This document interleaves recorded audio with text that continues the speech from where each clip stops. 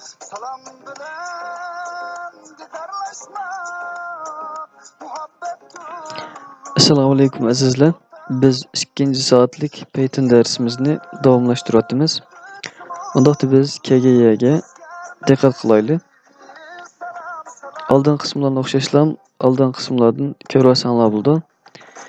Undaqda biz KGN degan vaqtida biz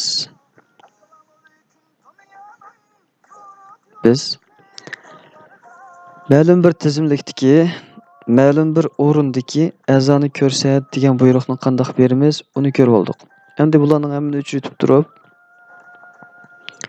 biz daire, ma'lum bir daire, ya'ni 0-o'rindan ma'lum bir o'ringacha bo'lgan sonlarni, a'zolarni ko'rsat degan buyruqni qanday beramiz, buni ko'raylik. Undaqda print dedik degandan keyin buni bosdik, ochdik, ichiga kirdik. Ichiga kirib T dedik degandan keyin o'tirtinoq ochdik, yopdik, ichiga kirdik. Endi 0 dan ikkinchi o'rindagi a'zogacha mushlarni menga ko'rsatib degan buyruqni berish uchun Ctrl S ni bosib F5 ni bossak xato dedi. Undaqda bizning xatolik neda? Biz buni tekshiramiz. Qana hamma narsani yutibdimi? Tizimlik qani deydi bu. Shunday. Unda biz oqqa yanayli. Ctrl Z ni bosib turib oqqa yandimi? Biz miyadagi ma buyruqlarni amaldan qoldirib turaylik. Chunki tizimlikdan boshqasi yulib ketsin. Bo'lmasa, ularni sen bergan buyruqni ijro qilaman deb ko'z oldimizni bir muncha narsaga to'shqizib turdi. Unda biz qanday qilamiz? Print deb qayta kelamiz. Print ochdik, yopdik, ichiga kirdik. T dedik. T deb bulab alet geri o'tir tirnoqni ochdik, yopdik, ichiga kirdik. 0 dan 2gacha degan doirani bekitdik. Ctrl C ni bosib F5 ni bossak, qandoq? Biz nima qilgan? Biz qaysi buyruqni bergan degan vaqtida 0-o'rindan 2-o'ringacha bo'lgan a'zolarni ko'rsat degandik. 0-o'rindan 2-o'ringacha. Mana 0-o'rindan 0, 1, 2. Shu 2gacha mush doirani ko'rsat degandik, ko'rsatib berdi. 2-o'ringacha deganimiz 2-o'rindagini o'z ichiga olmaydi. 1-o'rindagini o'z ichiga olishqa 0-o'rinda 1 bor, 2-o'rinda 2 degan a'zo bor deb bizga buni ko'rsatib berdi. Endi biz bu buyruqni bunda qilaylik. Masalan, bu yerdagi 0 degani o'chirib turib, unda qilib boqaylik. Qandoq? Bu yerda boshlanish o'rni yo'q. Endi biz buni bu holatda qandoq chiqaradi deb Ctrl S ni bosib saqlab o'tib F5 ni bossak, o'xshash chiqarib berdi. Chiqadimi? Chiqadi. Ya'ni biz bu yerda tushunilishga tegishli bo'lgan narsa boshlanish o'rniga hech nima yozmay, oxirlashish doirasini bekitgan vaqtimizda boshlash o'rni 0-o'rin deb kompyuter o'zi avtomatik farq etadi. Endi biz buni ko'rib oldik. Agar Ctrl Z ni bosib orqa qaytay, boshlanish o'rni bor, oxirlashish o'rni yo'q. Bunda holatda bo'lib qolsa-chi. Ctrl S. Menga o'xshash qilinglar. F5 ni bosgandan keyin nima dedi? Toki oxirigacha chiqarib berdi.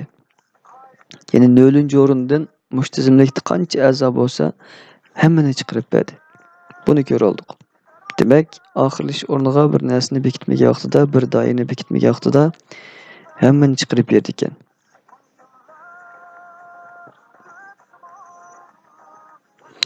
Endi biz boshlanish o'rniga nima deylik? 2 deylik. Oxirlash o'rnigacha 100 deylik. 100-o'rin deylik. Bu yerda 100-o'ringacha yo'qdi. 6-o'ringacha bor, shundaqmi? Undaqda desak nima deb chiqadi degan vaqtida Ctrl S'ni bosib F'ni boshqa vaqtimizda bilamiz.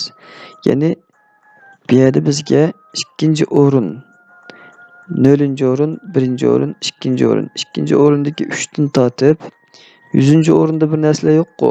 Faqat 6-o'ringacha bir narsa bor-ku. Tizimlikdagi bar yergacha doirani ko'rsatib berdi. Buni ko'rib oldik. Endi buni ko'rib olgan bo'lsak, endi boshqacha bir chiqib boqayli. Budan 3 ritib biz 3 ritib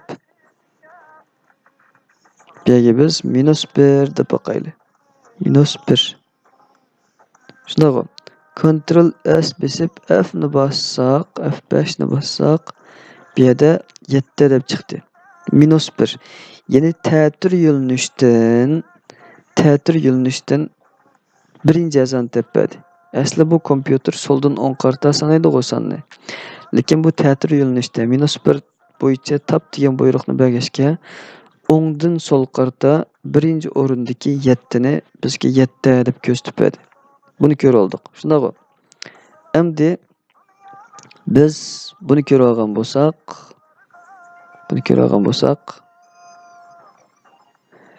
Malının hamini yutib turib, yana bir narsa ko'rmoqchi. Yoki buning tizimligimiz qolsin. Biz faqat bu buyruqlarni yutib turaylik. Tizimligimiz qolsin. Qolgandan keyin biz ikkinchi tizimlikni ham undaq deylik. Ya'ni biz hozir qilmoqchi bo'lgan ishimiz tizimlik ichiga bir a'zoni qo'shmoqchi. Tizimlik ichiga bir a'zoni. Buning hammani yutib turaylik bo'ldi.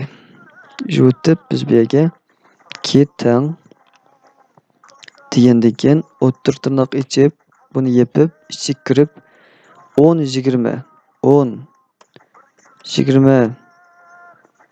30 Ctrl S asta o'chib ketaylik. Tushgandan keyin biz nima qilmoqchi?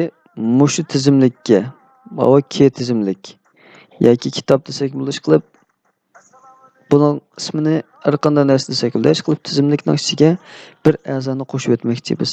Qo'shish uchun biz bu formulani ishlatamiz. K nuqta cheket append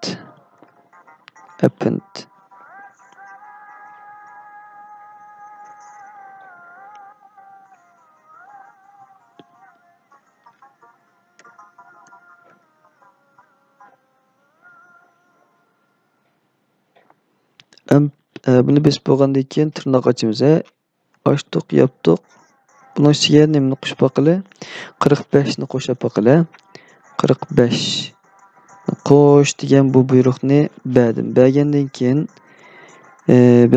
keyin qanday qilaman deyapti-da, Ctrl S ni bosib F5 ni bossam bir narsa chiqmadi. Undaqda biz bu yerda bir ishni chal qildik degan gap. Undaqda biz tekshiramiz. Nima chal qilgandimi desak, biz bu buyruqni beribdik, lekin izini chiqar degan buyruqni bermabdimiz. Undaqda biz K tizimlikka 45 ni qo'shaman degan buyruqni berdik. Buyruqni berib, buyruqimiz tamomlanmadi. Print tirnoq ichida K deb yozsak, buyruqimiz tamomlangan bo'ladi. Ctrl S F5 qilsak, qandaq bu to'g'ri bo'ldi. 10-20-30 degan tizimlikka 45 degan bir a'zoni qo'shib berdi. Biz buni ko'rib olgan bo'ldik. Endi